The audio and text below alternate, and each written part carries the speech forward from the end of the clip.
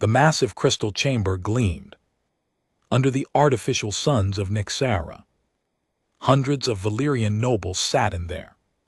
Floating chairs, their crystalline bodies catching and reflecting light in beautiful patterns. This was the High Council of the Valyrian Kingdom, the most powerful force in their part of the galaxy. Fleet Admiral Dejo stood at the center of the chamber. His blue crystal form was tall and imposing with sharp edges that showed his military rank.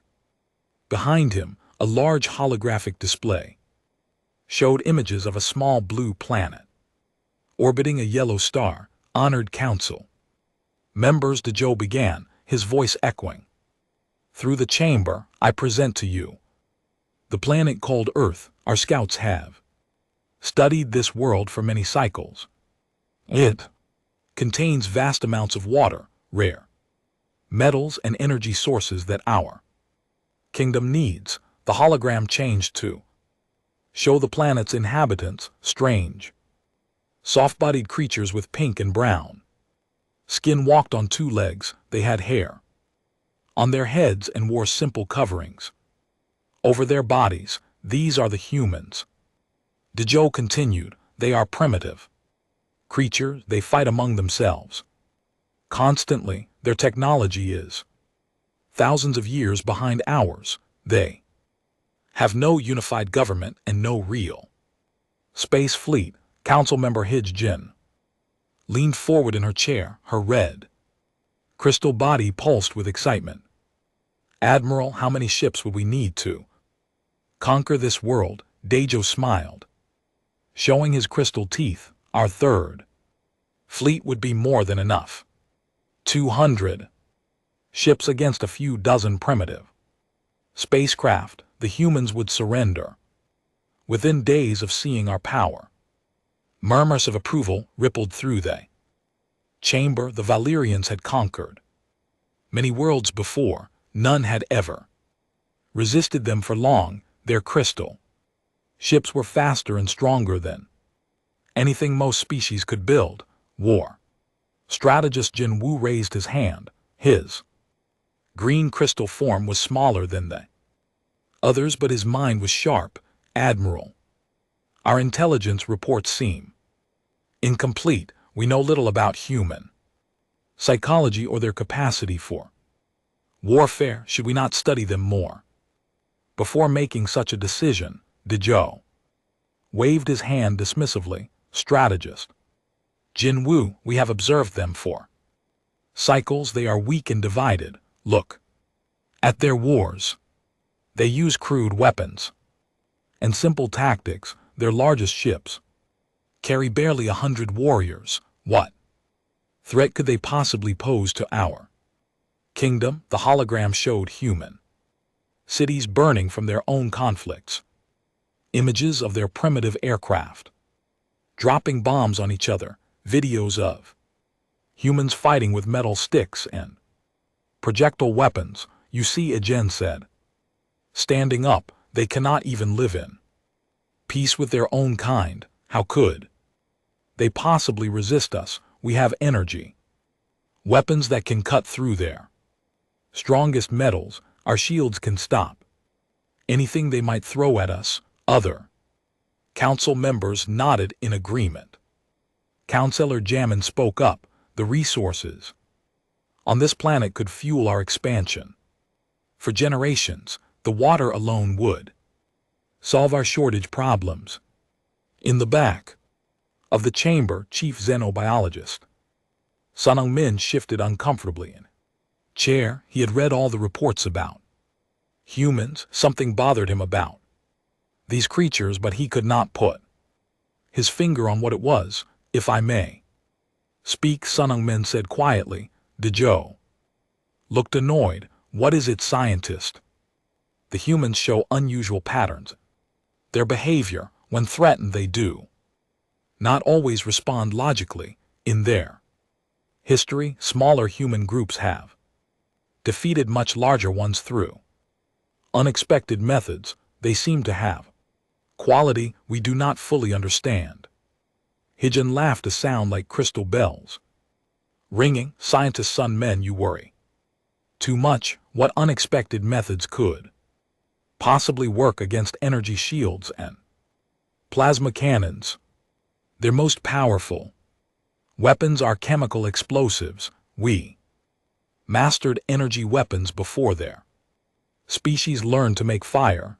The display changed to show technical readouts of human technology. Their spacecraft moved slowly and used primitive fuel systems. Their weapons were based on simple chemical reactions. Their armor was made of refined metals that Valerian weapons could cut through. Like air, the evidence is clear, Dejo declared. Earth represents the perfect target for expansion, minimal resistance, maximum resources. We can establish a new colony there and use the humans as a labor force. Those who resist will be eliminated. Those who submit will be allowed to serve the kingdom. Jinwu tried once more. Perhaps we should send a diplomatic mission.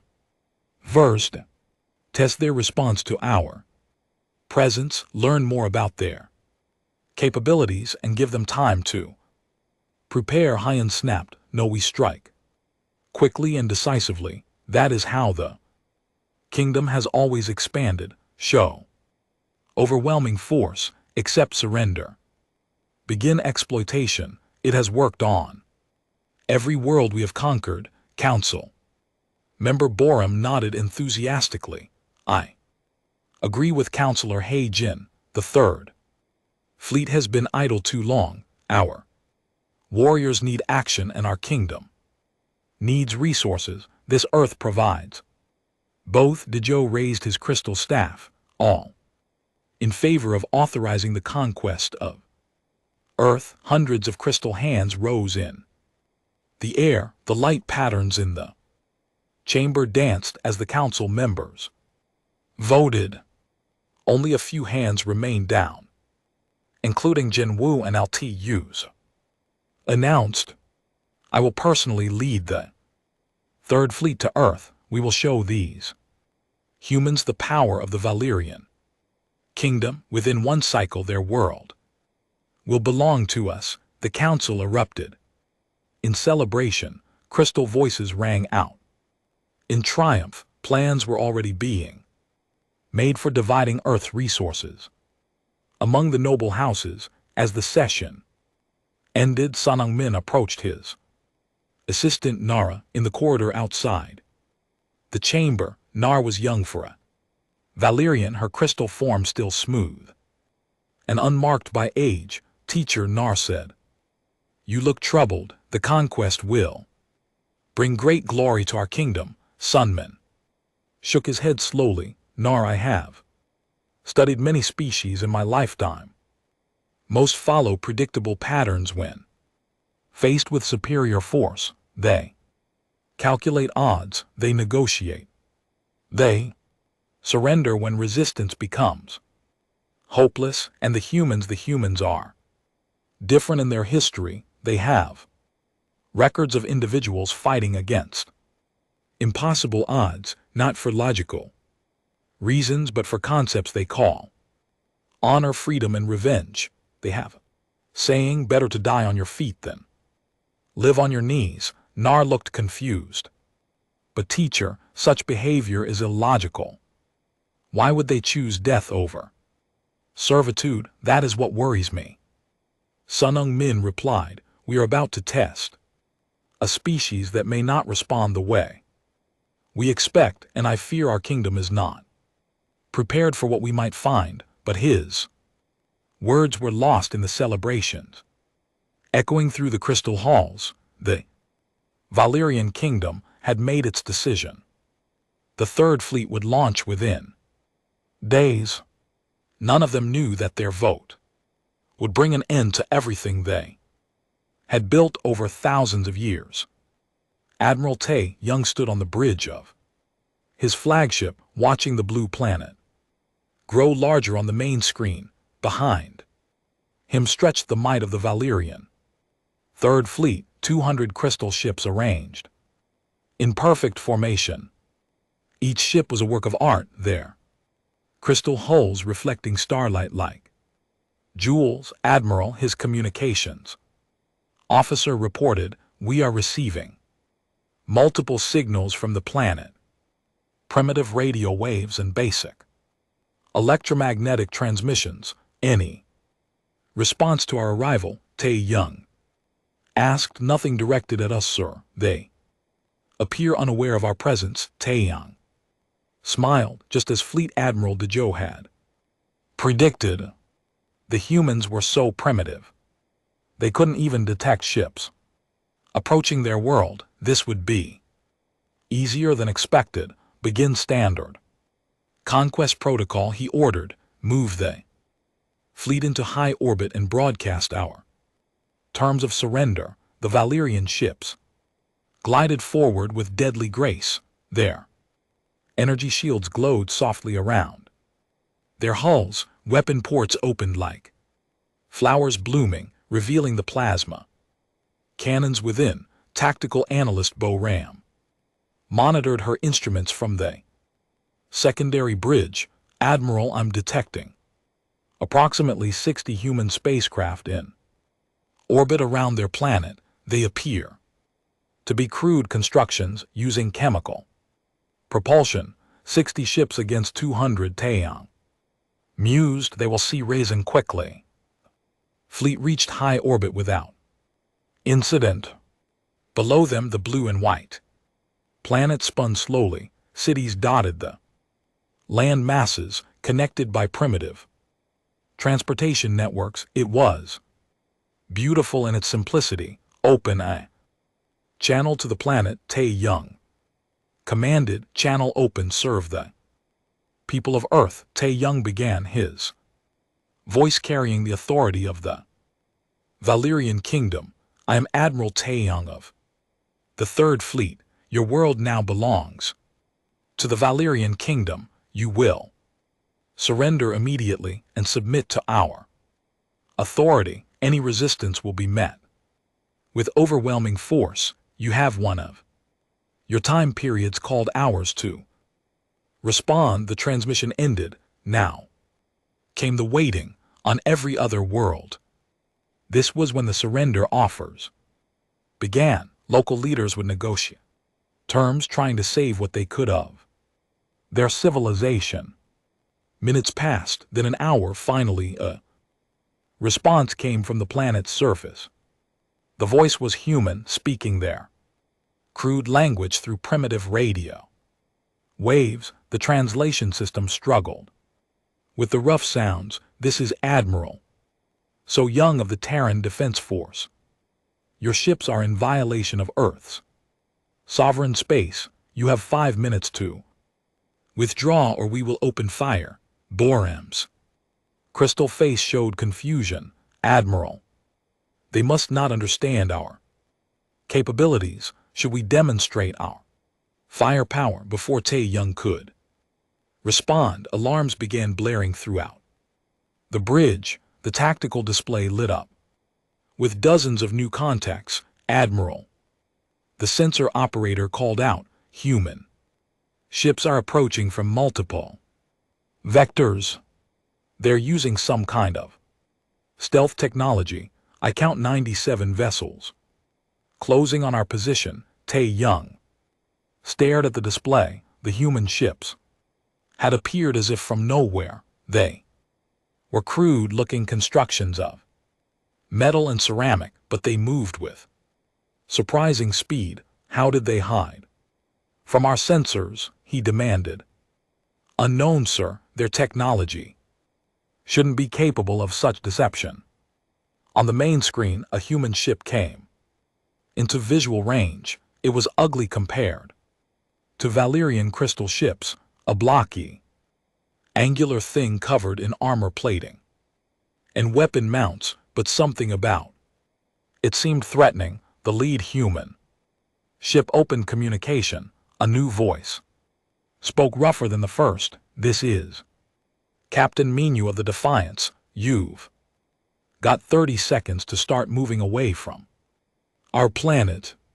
Tae Young felt his first Stirring of annoyance, these primitives dared to threaten him. Captain Minu, he replied, you face the might of 200 Valyrian warships. Each of my vessels could destroy your entire fleet alone. Withdraw now and your deaths will be quick. Wrong answer, came the reply. The human ship called Defiance suddenly accelerated directly toward the Valyrian flagship. Plasma bolts lanced out from the Valyrian weapons, striking the human ship's shields. The energy barriers flared and held. Impossible, Boram whispered. Their shields shouldn't be able to stop our weapons. More human ships joined the attack. Instead of maintaining formation like civilized warriors, they scattered in all directions. Some dove toward the planet's atmosphere.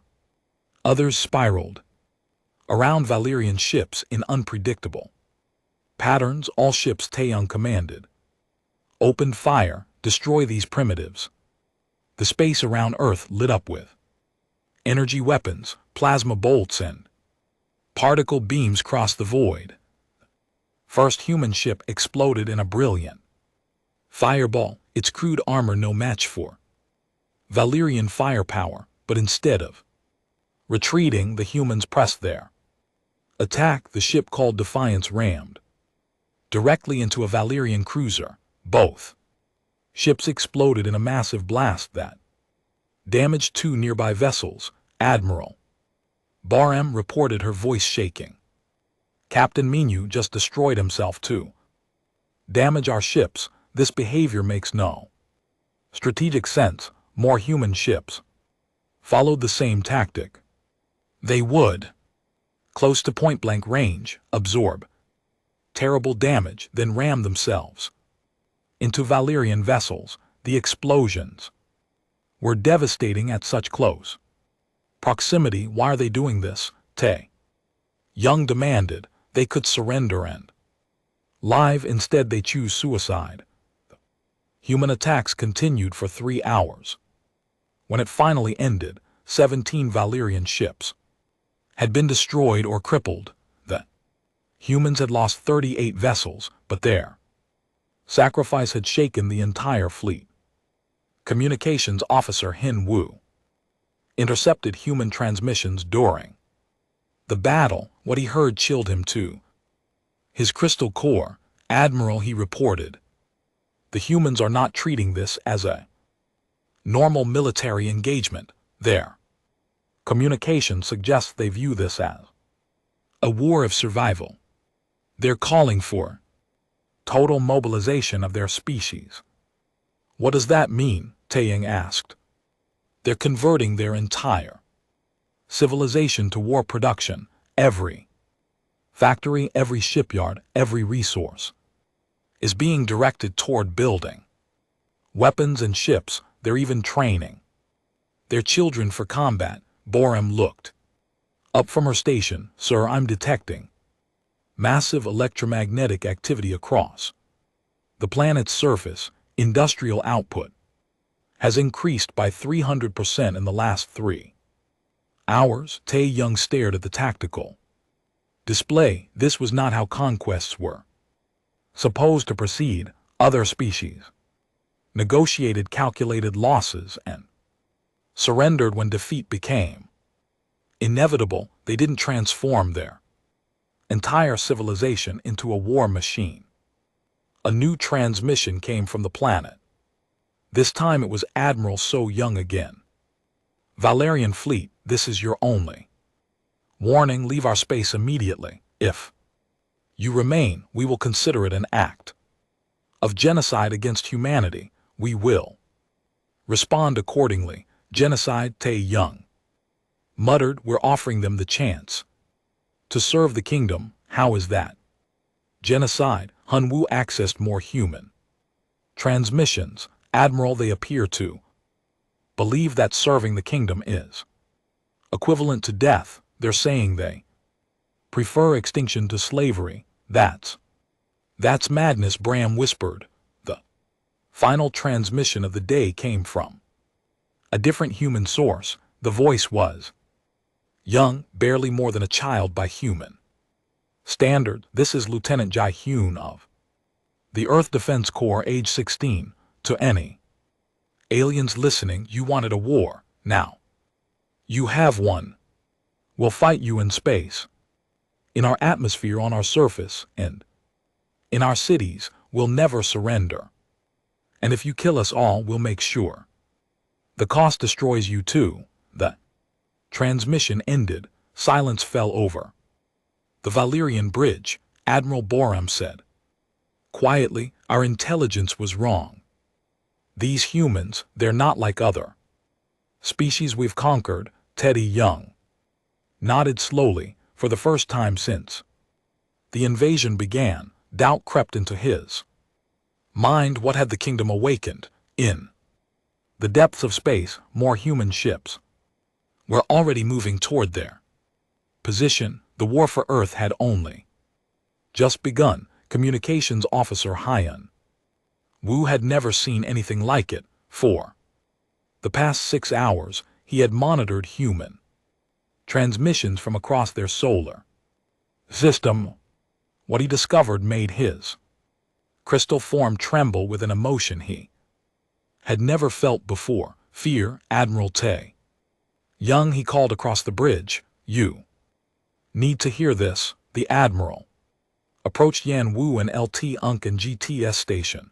Around them, the bridge crew worked frantically to repair damage from the earlier battle. 17 ships lost in a single engagement with primitives. It was unthinkable. What have you found? Taeyong asked. Hyun Woo activated the translation matrix. Human voices filled the bridge, thousands of them speaking in dozens of different languages that the computers struggled to interpret.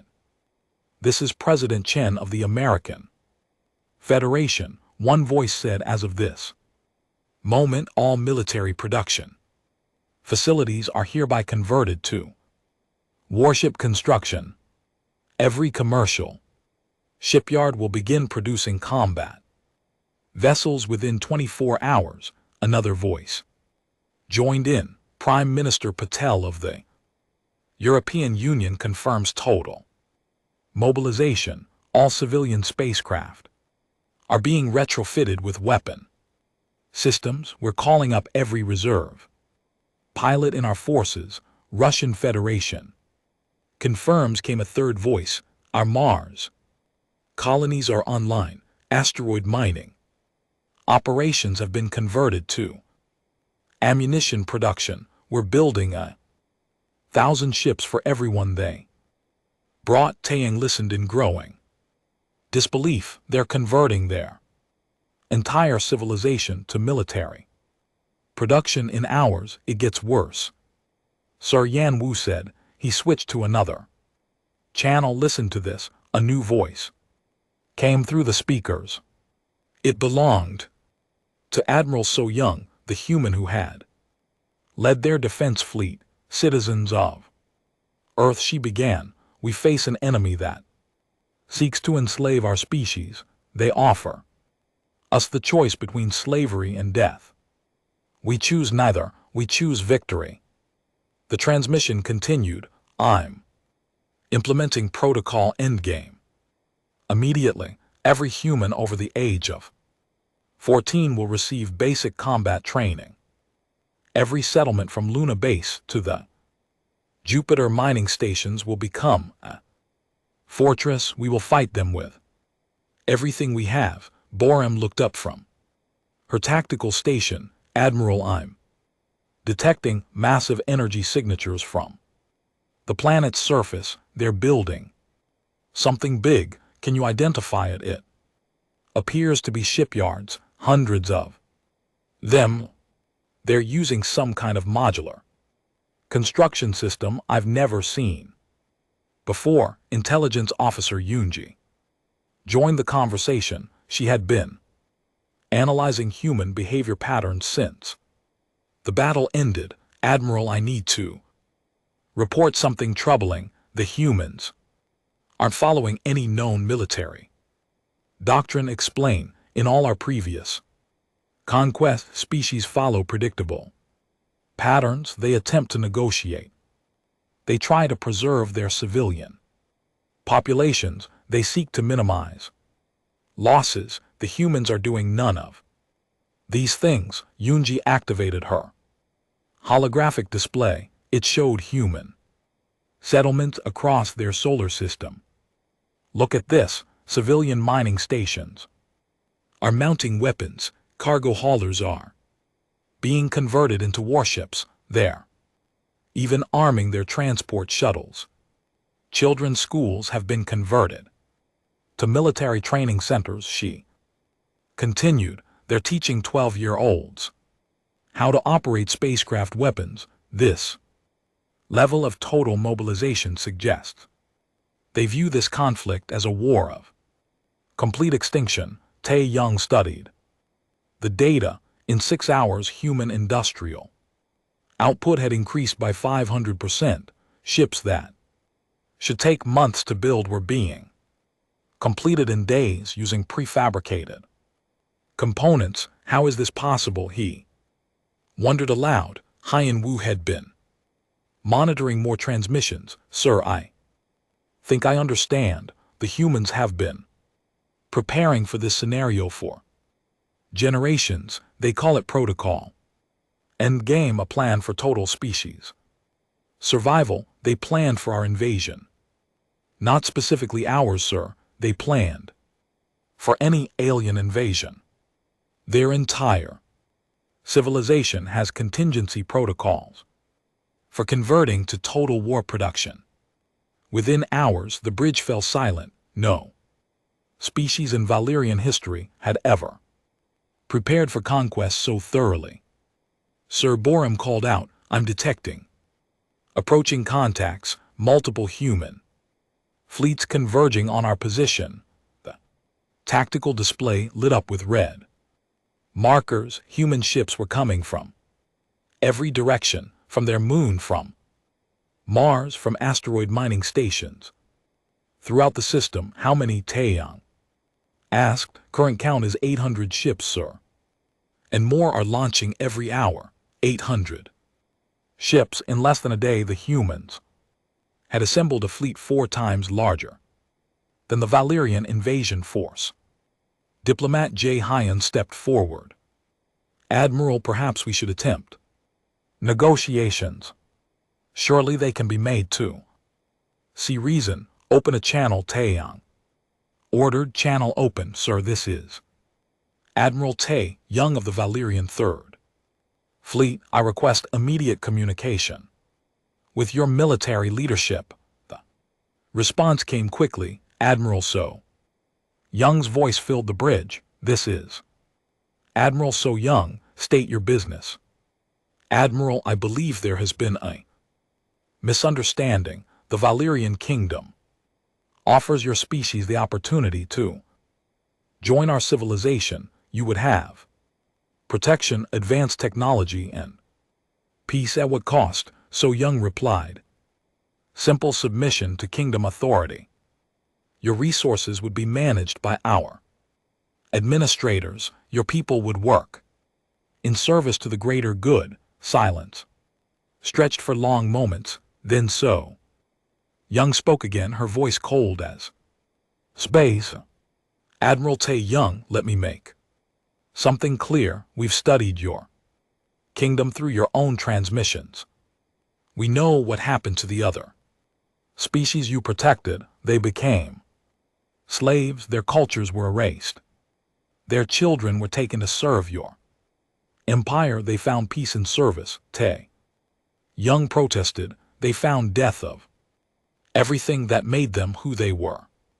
So here's our counter offer. Leave our space immediately. Never return. Spread word throughout your empire that Earth is off limits, and if we refuse, then we will follow you home. The transmission ended. Taeyang stared at the silent speakers in shock. Did she just threaten to invade our space? Borim whispered. Unjai nodded grimly. Sir, I've been analyzing human historical records. This species has a concept they call total war. When they believe their survival is threatened, they don't just fight to win, they fight to ensure their enemy can never threaten them again. What does that mean? It means they won't stop with defending their world. They'll pursue us back to our space. They'll systematically destroy every Valerian military asset they can find. They'll continue fighting until either they're extinct or we are. Hyan Wu intercepted another transmission, this one from deep space. Admiral, human scouts are already leaving their solar system. They're attempting to track our fleet origin point. The tactical display updated. Again, the human fleet had grown to over 1,000 ships. More were launching every hour from facilities that hadn't existed a day ago. Sir Barham reported, "I'm detecting weapons signatures I don't recognize." The humans appear to be testing new technologies in real time.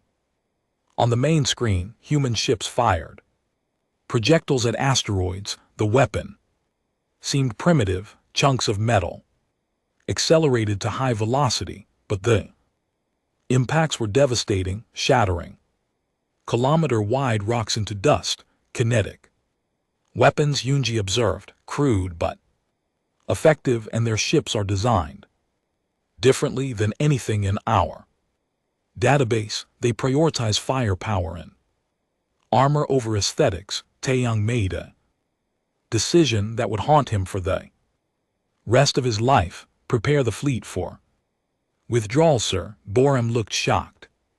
We're retreating. We're conducting a tactical withdrawal to reassess the situation, Taeyang corrected. But even as he said it, he knew the truth. The Valerian Third Fleet was running from a species they had thought would surrender without a fight. As the crystal ships began moving away from Earth, a final transmission reached them. It wasn't from Admiral So Young or any military leader. It came from a human child. "My name is Min Jun," the young voice said. "I'm 8 years old. My parents are building ships to fight you. When I grow up, I'm going to be a starship captain. If you ever come back to hurt my family, I'll find you. We all will." The transmission ended. In the silence that followed, every Valerian on the bridge understood that they had awakened something terrible behind them. Earth continued building ships. The humans weren't just preparing to defend their world anymore. They were preparing to hunt. 6 months had passed since the first battle at Earth, and Admiral Taeyang barely recognized his own fleet. What had begun as 200 proud crystal ships was now a collection of 78 damaged vessels limping through space. The humans had not been content to simply drive them away. They had followed. Admiral Communications Officer Yan Wu reported, "We're receiving distress signals from Outpost KEF-7. They report human ships in the system." Taeyang closed his crystal eyes.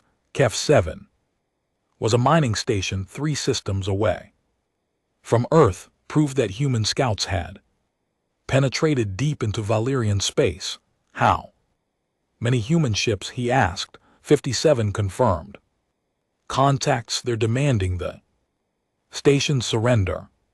Captain Minyu had become a name whispered in fear throughout the remaining fleet.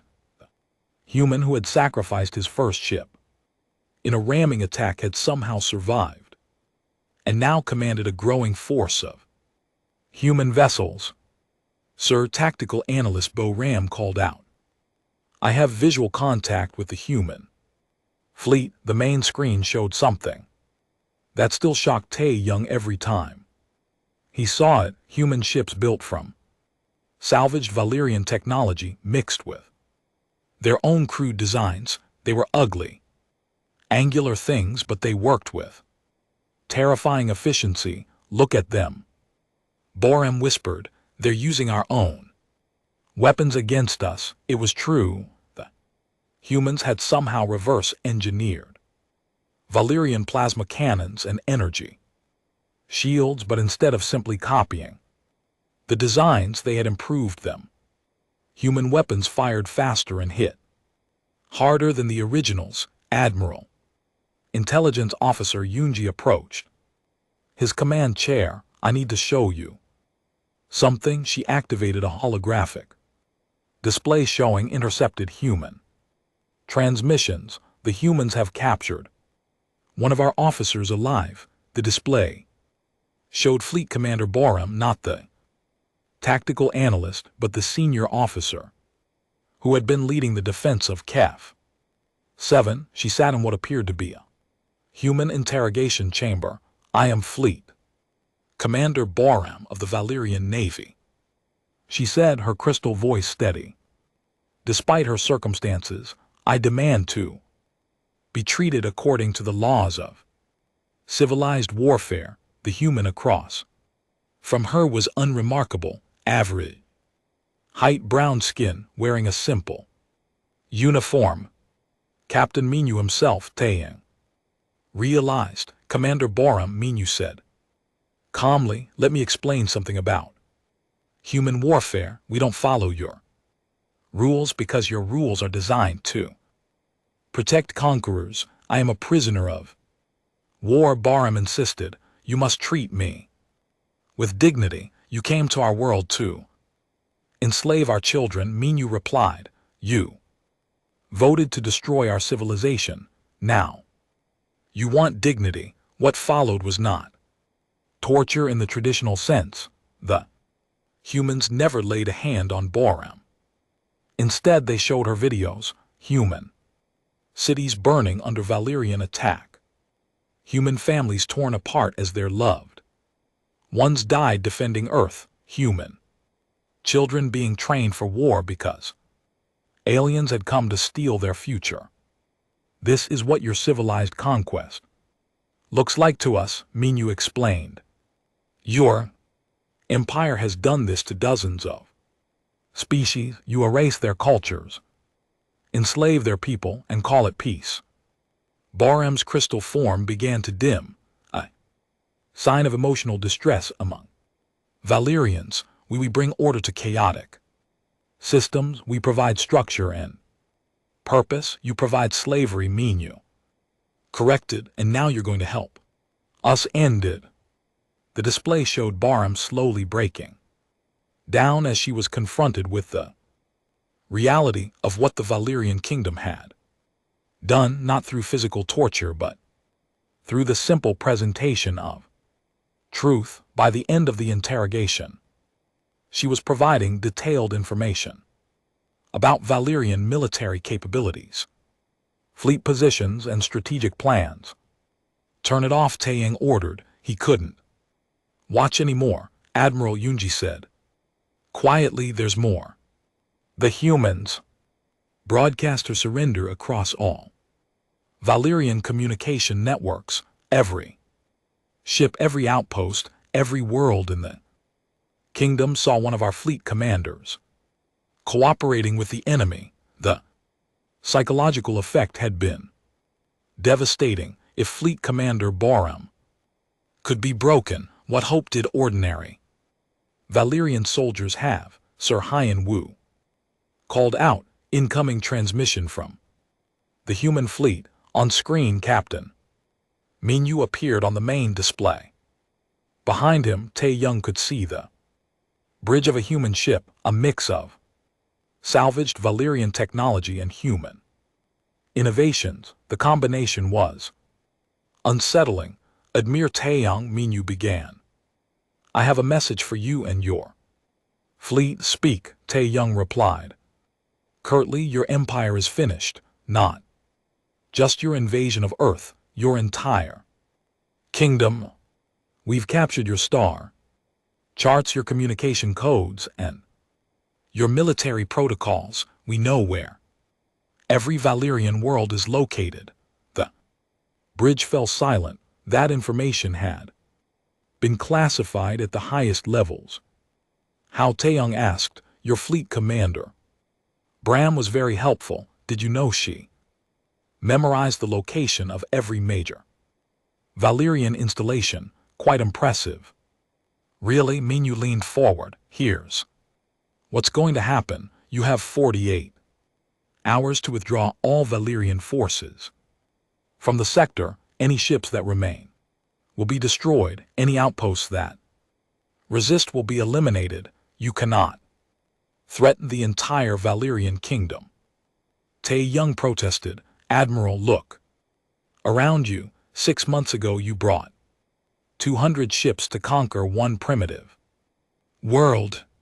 Now you have 78 ships left, and we have over 3,000. The number hit Taeyong like a physical blow. 3,000 ships. The humans had built a fleet larger than most Valyrian sector forces. Our industrial capacity has grown by 2,000% since your invasion began," Minyu continued. "Every day we launch more ships than you've lost in the past month, and every day more human fleets are spreading through your territory." Engineer Kaongu, who had been captured during the siege of Kef 7, appeared on screen beside Minyu. The Valyrian engineer looked defeated. Admiral Kaongu said, "You need to understand what these humans have accomplished. They've taken our technology and made it better. Their ships are faster, stronger, and more efficient than ours. That's impossible." Boram whispered. "They don't think like us," Kaonsu continued. "We design for beauty and tradition. They design for function and effectiveness. Their ships are ugly, but they work." Minyu nodded. "We've also learned about your other conquered species, the Emthurians, the Zeklins, the Vortal Federation, dozens of civilizations crushed under your empire. They chose to serve rather than fight," Taeyong said weakly. "They didn't have a choice. You gave them the same option you gave us, slavery or death. We chose a third option, making sure you never threaten anyone again."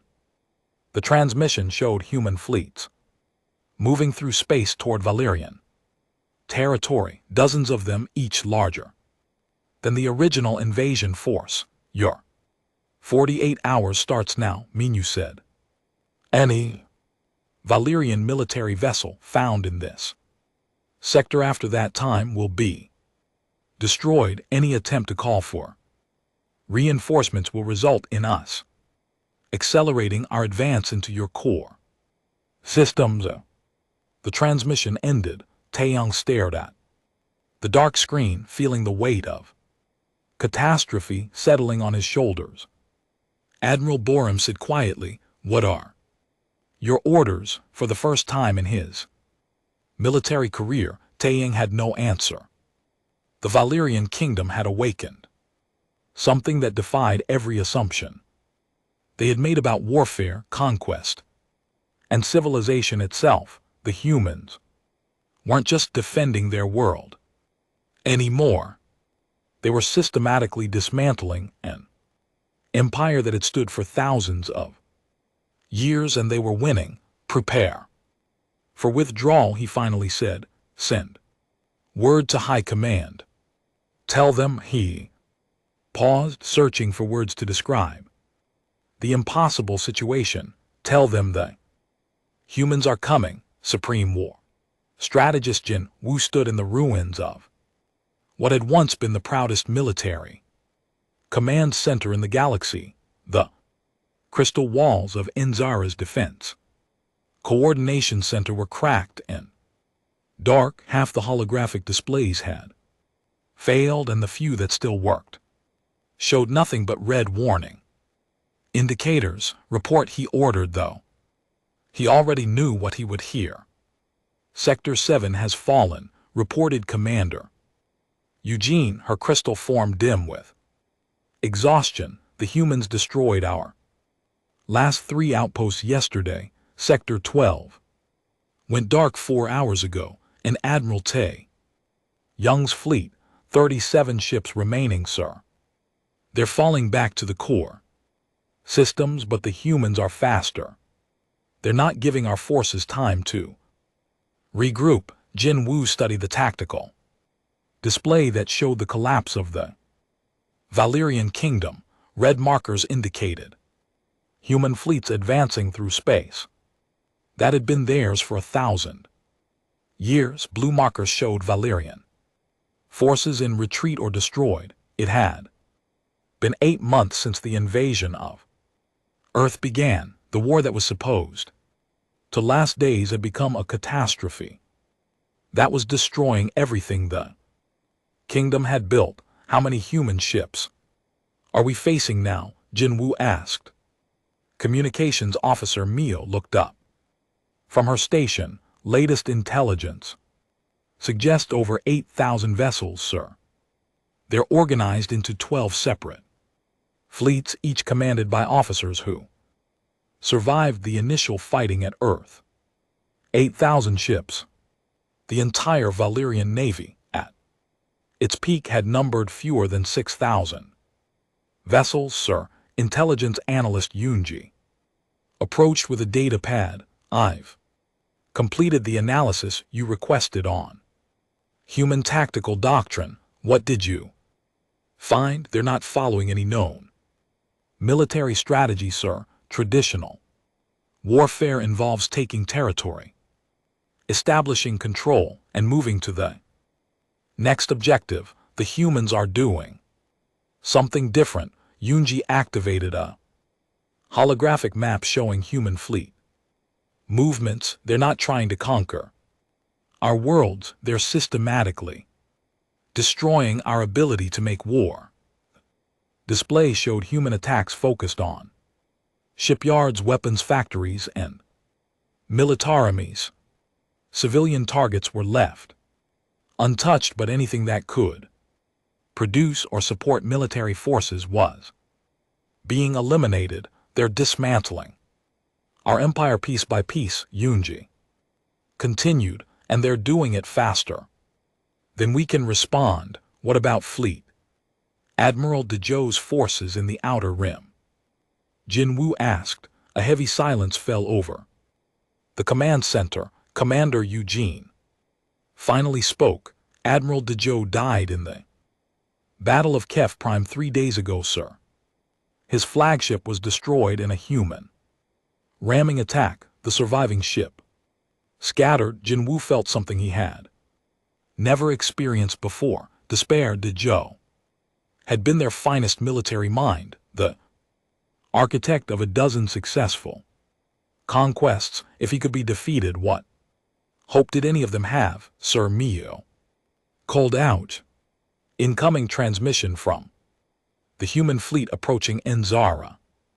On screen, the face that appeared on the display was becoming familiar to every Valerian in the kingdom. Admiral So Young had been promoted to Supreme Commander of Human Forces. Her expression was hard as asteroid rock.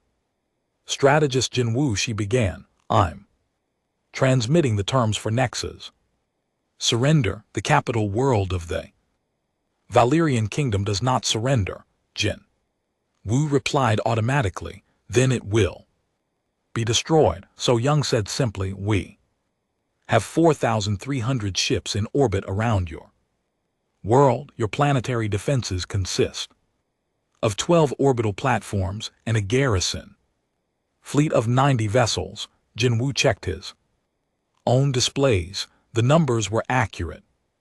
You cannot win this battle.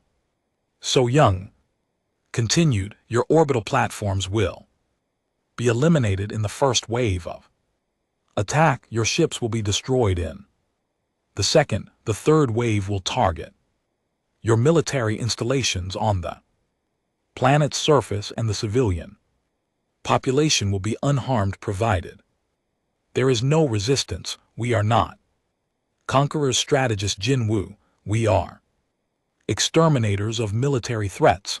The distinction chilled Jin Woo to his Crystal core, the humans weren't interested in ruling the Valerian kingdom. They wanted to ensure it could never threaten anyone again. What are your terms? He asked. Complete dismantling of all military forces, destruction of all weapons factories and shipyards, relocation of your population.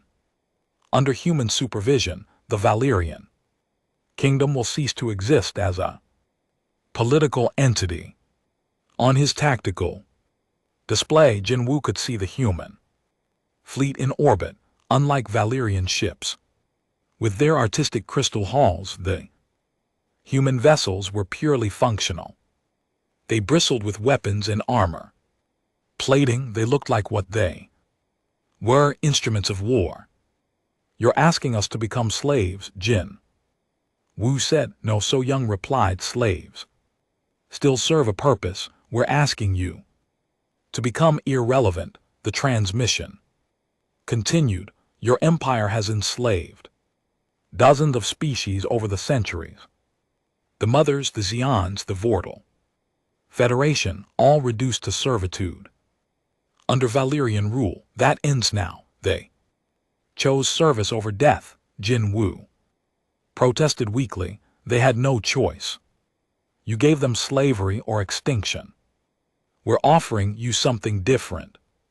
Supervised existence.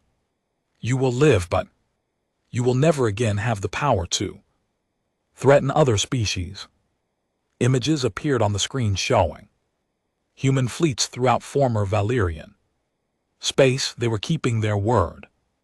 Civilian populations were being protected, but every military installation was being systematically destroyed. The other conquered species you enslaved are being liberated. So Young explained, the mothers have been given back their home world. The Xians are rebuilding their civilization.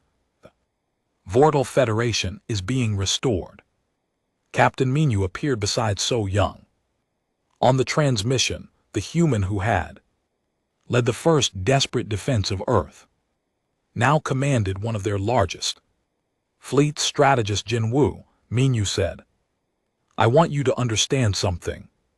When your ships appeared over Earth, you offered us a choice between slavery and death. You thought those were the only options. They were the traditional terms. Jin Wu replied, traditional for you maybe, but humans don't accept impossible choices when faced with slavery or death. We chose to make sure you never threatened anyone again. The display changed to show the battle for Earth 8 months ago, human ships ramming Valerian vessels in desperate attacks. That should have been suicidal. Every human who died in that first battle knew they were buying time. Minyu continued. Time for our species to mobilize. Time to build the fleets that are now dismantling your empire. You could have surrendered, Jin Wu said. Your losses would have been minimal, and our children would have grown up as slaves. That was unacceptable. So Young leaned forward. Strategist Jin Wu, you have 2 hours to evacuate all military personnel from Enzara's orbital platforms. After that, we will destroy them, whether they are occupied or not. And if we refuse, then we will demonstrate why species across the galaxy are beginning to call humans the ending, because when we make war, we don't stop until our enemies can never threaten anyone again. The transmission ended. Jin Wu stared at the silent screen, feeling the weight of 1,000 years of Valerian civilization pressing down on him. Sir, Commander Eugene asked quietly, what are your orders? Jin Wu looked around the command center at the officers who had served the kingdom faithfully. They were not evil beings. They had genuinely believed they were bringing order to a chaotic galaxy. But intentions mattered little when faced with consequences. Begin evacuation of all military Installations, he ordered, civilian. Areas are to remain untouched, Sir R. We surrendering? Jin Wu considered the question. Surrender implied a temporary defeat, something that could be overcome. In time, what the humans were offering was permanent. No, he said finally. We're acknowledging reality. Valyrian kingdom is finished, outside. The crystal windows of the command center, human ships filled the sky above Nixara. They waited with the patience of apex predators who knew their prey had nowhere left to run. The war for Earth had become the end of an empire, and the humans who had started it as desperate defenders were finishing it as the most feared military force in the galaxy. In 2 hours, 1,000 years of Valyrian dominance would come to an end, not with glorious battle but with quiet acceptance of inevitable defeat. The kingdom had voted to invade Earth. Now, Earth was voting on what would replace it.